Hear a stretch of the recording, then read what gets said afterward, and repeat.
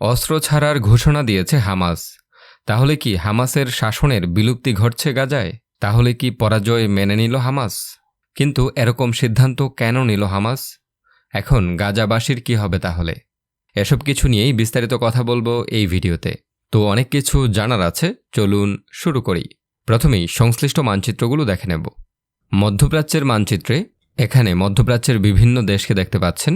এটি হলো সৌদি আরব, এর পাশেই রয়েছে ইরাক, ইরাকের পাশে রয়েছে সিরিয়া, সিরিয়ার সাথে সীমান্ত রয়েছে জর্ডানের, সৌদি আরবের সাথেও জর্ডানের সীমান্ত রয়েছে, ইরাকের সাথেও রয়েছে।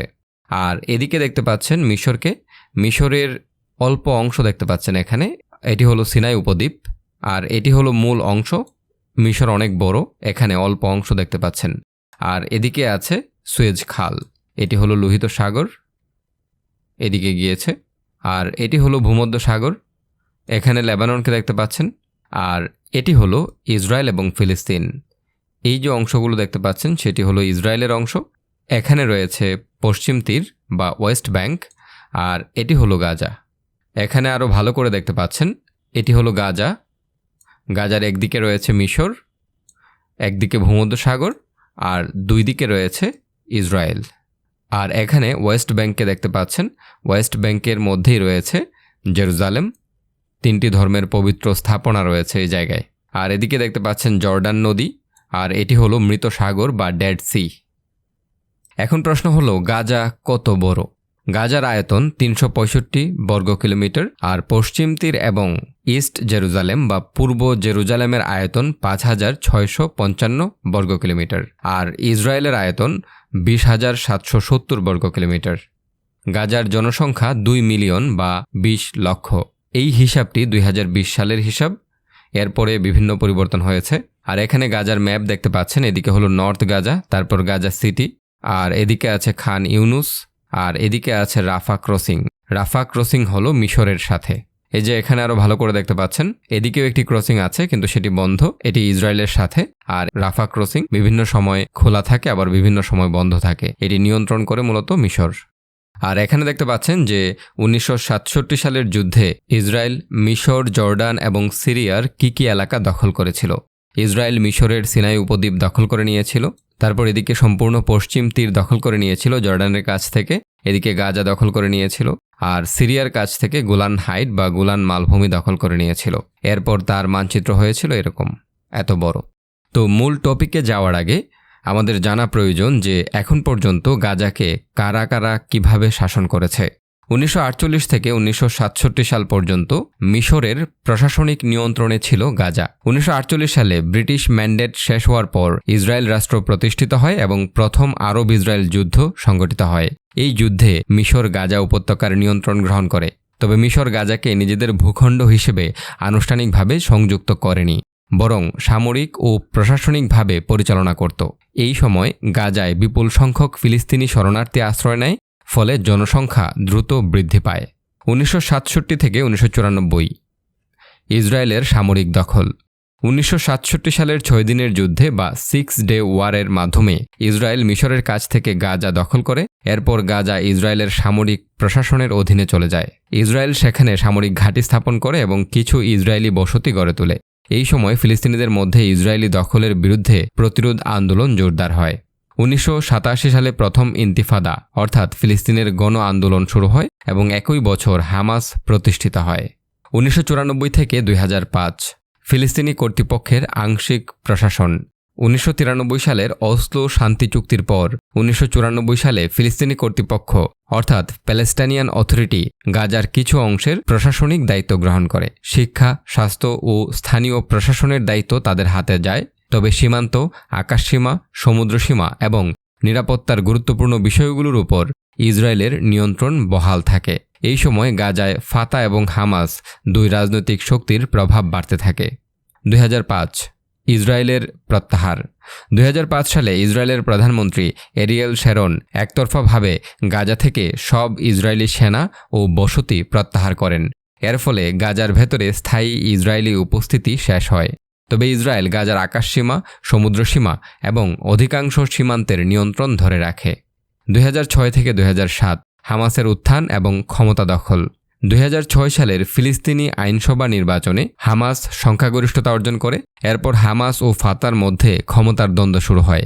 2007 সালের কয়েকদিনের সশস্ত্র সংঘর্ষের পর হামাস গাজার সম্পূর্ণ নিয়ন্ত্রণ গ্রহণ করে আর ফাতা ওয়েস্ট ব্যাংকের নিয়ন্ত্রণ রাখে। এরপর থেকে ফিলিস্তিনি কর্তৃপক্ষ কার্যত দুই ভাগে বিভক্ত হয়ে যায়, অর্থাৎ গাজা সম্পূর্ণভাবে হামাসের দখলে চলে যায় আর অন্যদিকে পশ্চিম তীর বা ওয়েস্ট ব্যাংক এর নিয়ন্ত্রণ গ্রহণ করে ফাতা বা ফিলিস্তিন কর্তৃপক্ষ বা প্যালেস্টাইনিয়ান অথরিটি বা সংক্ষেপে PA। 2007 থেকে বর্তমান হামাসের প্রশাসন। 2007 সাল থেকে হামাস গাজার বাস্তব শাসন এবং প্রশাসন পরিচালনা করছে। তারা পুলিশ, স্থানীয় প্রশাসন এবং বিভিন্ন সরকারি কার্যক্রম পরিচালনা করে। একই সময়ে ইসরায়েল এবং মিশর নিরাপত্তার কারণ দেখিয়ে গাজার উপর কঠোর সীমান্ত নিয়ন্ত্রণ ও অবরোধ আরোপ করে।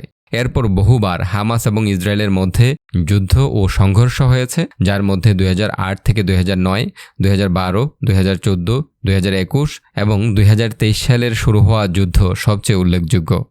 এর ফলে গাজায় ব্যাপক মানবিক সংকট, অবকাঠামোর ক্ষতি এবং বিপুল সংখ্যক হতাহতের ঘটনা ঘটেছে।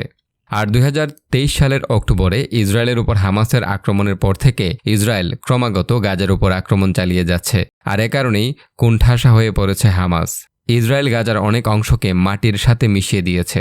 ইসরায়েলের দাবি হামাস এসব এলাকা থেকে ইসরায়েলের উপর হামলা চালিয়েছে বা চালাচ্ছে। তবে বর্তমানে যুদ্ধবিরতি চলছে গাজায়, কিন্তু তারপরেও থেমে থেমে সংঘর্ষ চলমান। আর তাই নতুন খবর হলো গাজায় যুদ্ধের অবসান ঘটাতে ইসরায়েলের সঙ্গে হওয়া চুক্তিতে হামাসের অস্ত্র ত্যাগ এবং গাজা উপত্যকা থেকে ইসরায়েলি বাহিনীর ধাপে ধাপে প্রত্যাহারের বিষয়ে সমঝোতা হয়েছে। হামাসের জ্যেষ্ঠ কর্মকর্তারা 31 জুলাই বার্তা সংস্থা AFP-কে এ তথ্য জানান।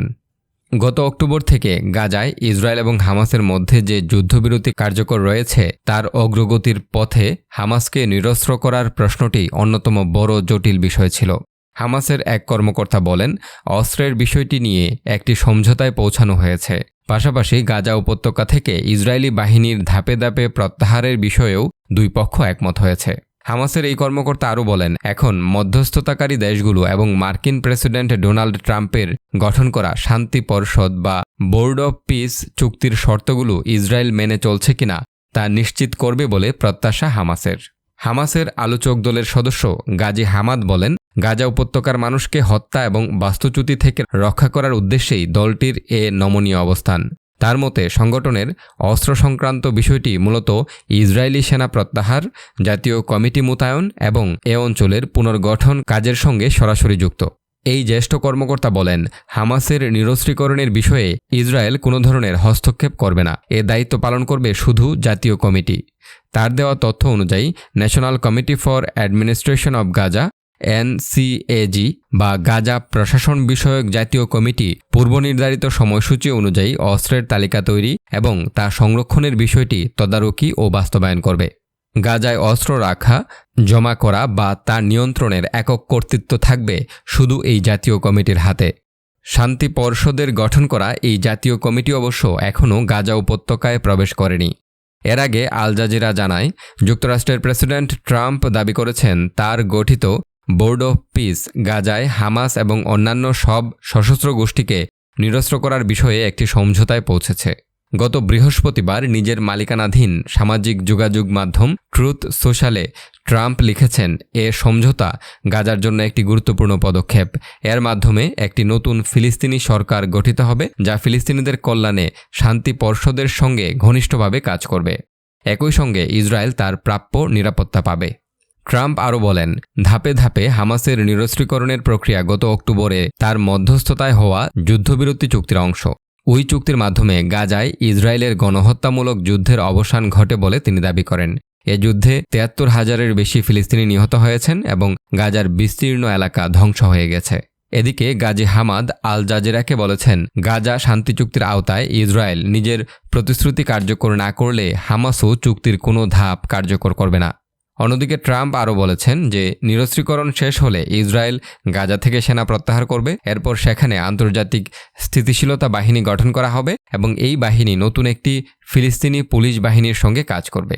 মার্কিন প্রেসিডেন্ট আরও বলেন, এই সমঝোতার আওতায় গাজার দায়িত্ব শেষ পর্যন্ত এমন একটি নতুন ফিলিস্তিনি সরকারের হাতে যাবে যারা নিজেদের জনগণের সেবা করবে।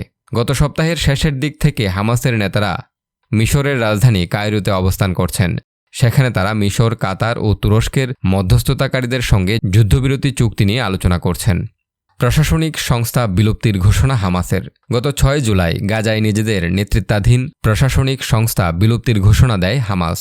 এর মধ্য দিয়ে উপত্যকাটিতে প্রায় 2 দশকের হামাসের শাসনের অবসান ঘটে। যুক্তরাষ্ট্রের ওয়াশিংটন থেকে আল জাজিরার প্রতিনিধি অ্যালান ফিশার জানিয়েছেন, নতুন ব্যবস্থার আওতায় গাজার বিভিন্ন এলাকায় ধাপে ধাপে হামাস ও অন্যান্য সশস্ত্র গোষ্ঠীগুলোকে নিরস্ত্র করা হবে। এরপর আরও ফিলিস্তিনি পুলিশ সদস্য নিয়োগ দেওয়া হবে। ফিশার বলেন, ফিলিস্তিনি পুলিশ একটি আন্তর্জাতিক সমন্বয়কারী বাহিনীর সঙ্গে কাজ করবে। এই বাহিনীতে কোন কোন দেশ থাকবে তা এখনও চূড়ান্ত হয়নি, তবে গুঞ্জন রয়েছে এতে ইন্দোনেশিয়া এবং সম্ভবত তুরস্কও থাকতে পারে। অবশ্য তুরস্কের থাকা ইসরায়েলের পছন্দ নাও হতে পারে। ফিশার আরও বলেন, সব পক্ষকে চুক্তিতে সইয়ের পর্যায়ে আনতে এখনও কিছু বাধা রয়েছে, তবে হামাসকে স্পষ্ট করে জানিয়ে দেওয়া হয়েছে তারা এই চুক্তিতে সম্মত না হলে আর্থিকভাবে তাদের পরিস্থিতি আরও কঠিন হয়ে পড়বে।